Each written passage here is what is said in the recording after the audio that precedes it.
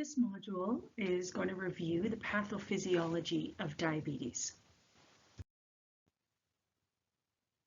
I want to acknowledge with gratitude that this presentation was created on the unceded homelands of the Musqueam, Squamish, and Tsleil-Waututh First Nations, and thank them for their stewardship of these beautiful lands over time and memoriam. So we'll talk about the etiology of diabetes and the different types of diabetes, and how that high glucose is impacting the body. We're going to review the complications associated with diabetes and why they happen, and outline the diagnostic criteria for diabetes in Canada. So the etiology of diabetes is that a person with diabetes starts to feel tired and weak, and this is because the pancreas is not producing enough usable insulin to carry the glucose from the bloodstream into the cell. So the cells aren't getting fed.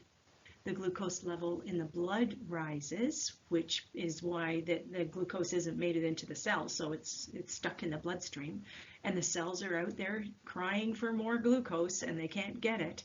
So that means the person their cells are starved and they're feeling weak and tired. So we go around in this circle of not having enough glucose, of not producing enough usable insulin, of the cells not being fueled, and the person feels weak.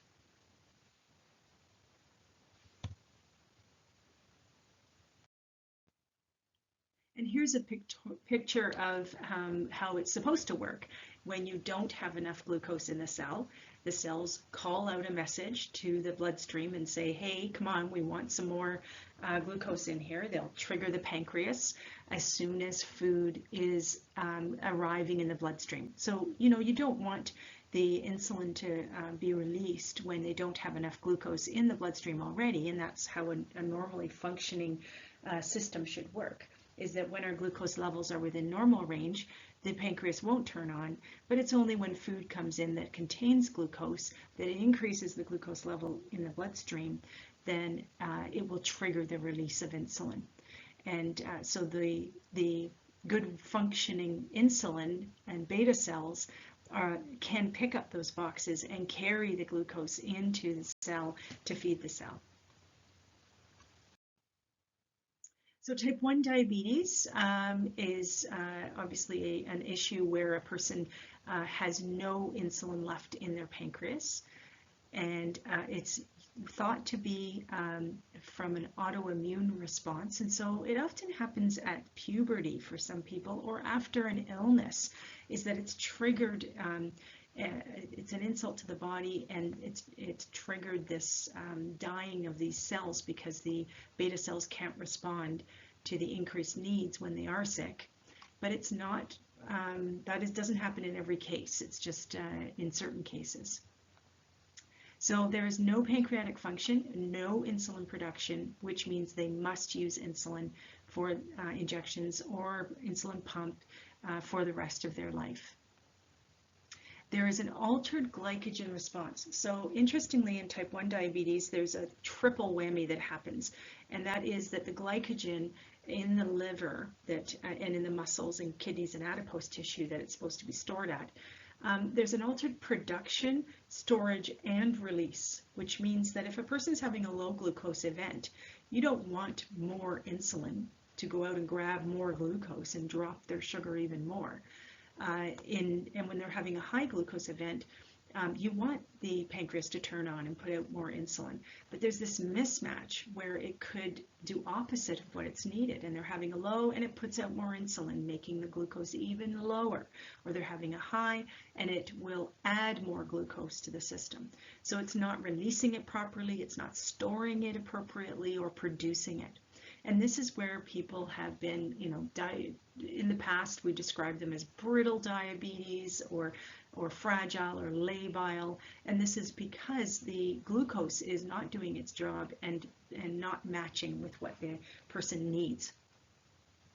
So it is more common in those under 30 years of age, but I've seen diagnosis as high as 72, first time out, coming into hospital with type 1 diabetes, And routinely we're seeing them in their 40s or 50s. So don't assume just because they're younger that it is type 1, although it's more likely. And don't assume because they're older that it isn't type 1, because it actually can happen that way. And then I mentioned before they could have more labile and unexplained glucose variations, and that's due to that altered production, storage, and release of glycogen. So type 2 diabetes is usually a gradual decline in the beta cell function, so they might not notice it for many years. And old statistics were that they had diabetes, type 2 diabetes, for an average of 7 to 10 years before they were ever diagnosed. That number is actually lowering now because we've lowered the criteria to include people and monitor people who are in the at-risk zone, in the pre-diabetes zone, and in type 2 diabetes zone, and giving them strategies to possibly reduce, delay, or prevent the onset of type 2 diabetes. Interestingly as well, their satiety triggers are delayed, in that usually it takes you 15 or 20 minutes after starving, you're really hungry, you want to eat, and that after eating for about 15 or 20 minutes, it'll trigger your brain to say, okay, I've had enough. People with type 2 diabetes could have satiety triggers that are so delayed that it's 40, 50, 60 minutes after the start of eating that they still want to eat, which will tend to have them overeat, because their brain has not told them that they feel full and satisfied. There are decreased amounts of GLP-1, or glucagon-like peptide, and that's an incretin that's in your gut that is triggered as well to talk to the pancreas to say put out insulin because there's food on the way, and it also triggers the brain to make you feel full faster. And this is why we're giving GLP-1 externally through the Ozempics and the Mounjaros of the world in order to trigger that release of insulin and on demand, and it's matched with the food coming in, so that's why it's a nice safe drug to give even in those who don't have diabetes. It won't cause hypoglycemia, and also triggering the brain to feel full faster. There is a hereditary link of type 2 diabetes in the Asian, South Asian, African, Hispanic, and Indigenous descent. And of course, if you have a family history of it, that can also lead to the fact that you have a weaker pancreas than the next guy, because you have many family members with type 2 diabetes, and you just need to be more vigilant and possibly employ lifestyle interventions sooner. And it is linked to lifestyle choices in those susceptible, and that's where I'm talking about family history. So for someone who has morbid obesity, but no history of type 2 diabetes in the family, they may not get type 2 diabetes. Whereas someone who's thin and makes good lifestyle choices, but they have a strong family history, could end up with type 2 diabetes, and especially if they started not eating healthily or not increasing their activity. It is type 2 diabetes can be diet controlled and lifestyle choices controlled. They could be on oral medication, insulin injections, or other injectable agents like incretins. So there is a little bit more option there for someone with type 2 than type 1. And they also have a higher chance of insulin resistance, which we know is where the pancreas puts out enough insulin. The insulin grabs the sugar, but it just can't get through the membranes into the cell. There's so much resistance there and barrier for them to finish their job of delivering the glucose into the cell. And the liver has one problem here. You can probably think of some instances where someone went to bed with a glucose of 10 and wake up with one of 15, and you're thinking you didn't eat all night. Why is that?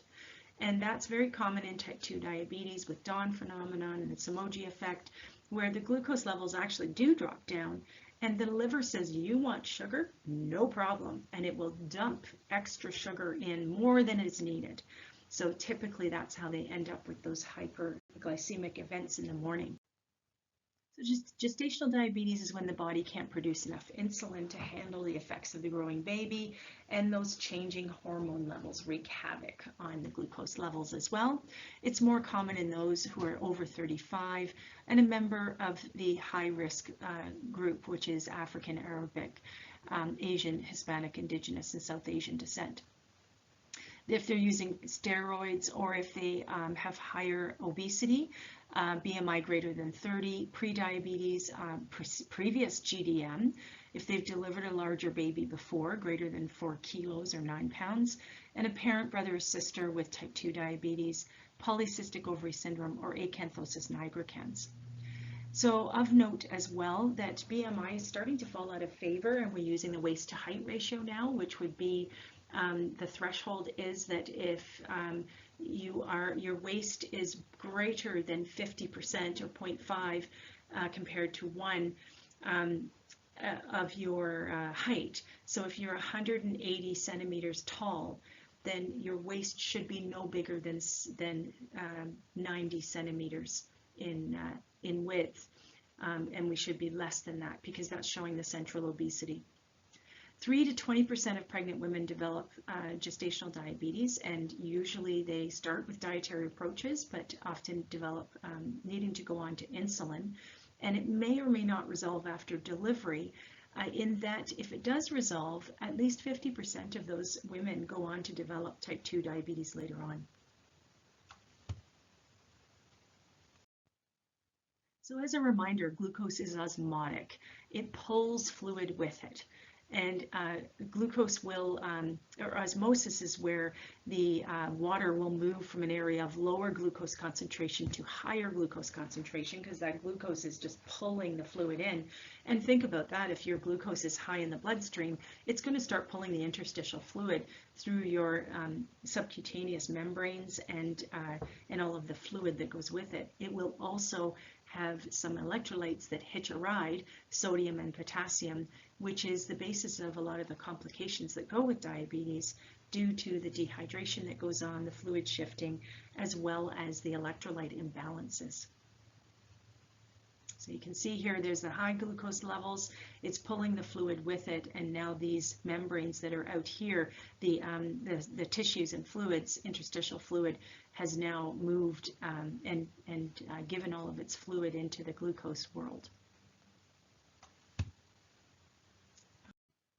So these glucose wands you may have seen before. It shows that when you have a higher glucose in the bloodstream, and this one here on the left here is the healthy side.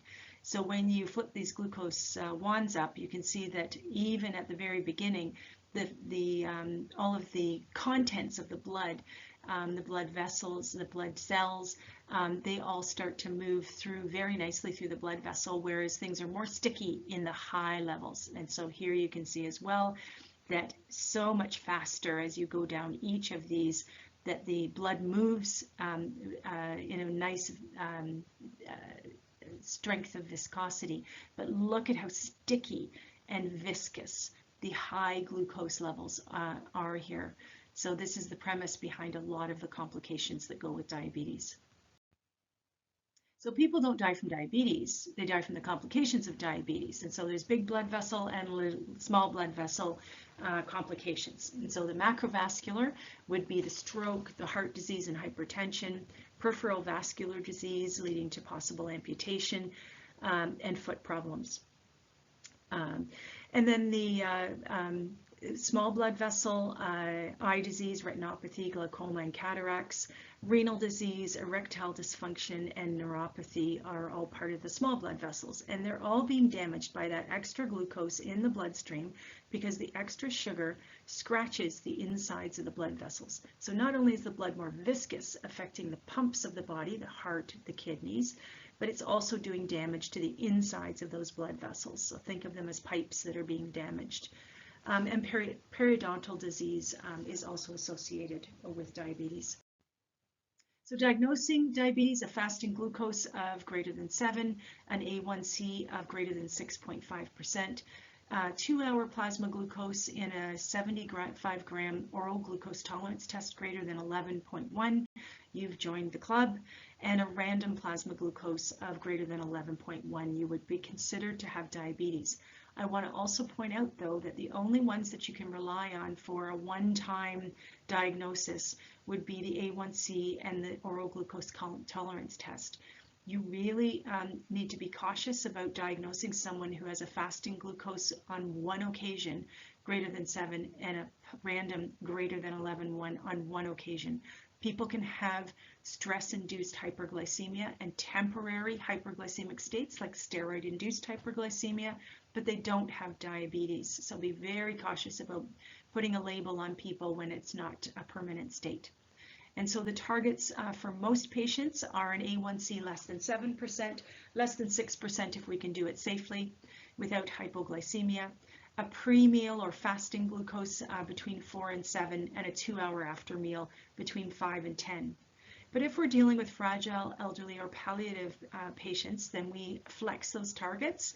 And palliative would be where we are not even looking at an A1C. We're looking at quality of life and comfort. So they aren't in a hypo or hyperglycemic state. But you can see these targets are flexed and they are not absolute. So we individualize the targets based on the clinical scenario that we see. So glycemic control is vital for diabetes management. It's been proven time and time again with the UK PDS showing that for every 1% in a drop in A1C, there were 21% less deaths related to diabetes, to 14% less for myocardial infarction, and 37% for microvascular complications. And then they did a follow-up and showed exactly the same thing, that even if they were treated very early on, and sometimes even if they didn't keep up the lifestyle behaviors and their glucose levels went up, that initial lowering of the complications had a legacy effect. And in the advanced trial, they said for every 1% above A1C target of 7%, there was a 38% higher risk of macrovascular event, 38% higher risk of death, and anything over 6.5 as well had a 40% higher risk of microvascular events as well. So the take-home messages are there are differences between type 1 and type 2 diabetes and how they're treated. With type 1 diabetes, they tend to have more labile blood sugars, and that's due to that altered production, storage, and release of glycogen.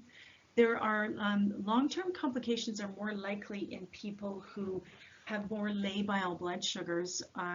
However, I have seen people who've done everything right and gotten complications, and those who've had challenges and not had any complications. But it does, the data does show that if they do try to keep their glucose levels closer to target, that they do better in the long run. And Diabetes Canada has reduced their diagnostic and treatment thresholds to try to catch people earlier in the stages of the disease and try to preserve those beta cells so that they don't develop diabetes, or they can delay the onset of type 2 diabetes longer. So thank you very much for your attention.